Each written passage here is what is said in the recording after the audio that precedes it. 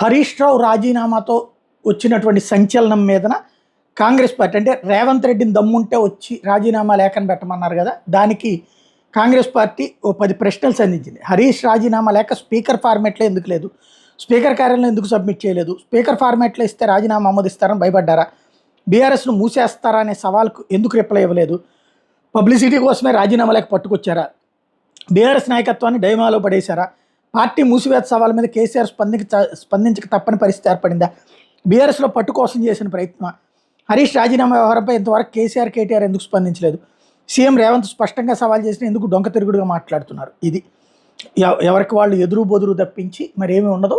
ఆయన రాజీనామానే ఒక డ్రామా, వీళ్ళు ప్రశ్నలు డ్రామా.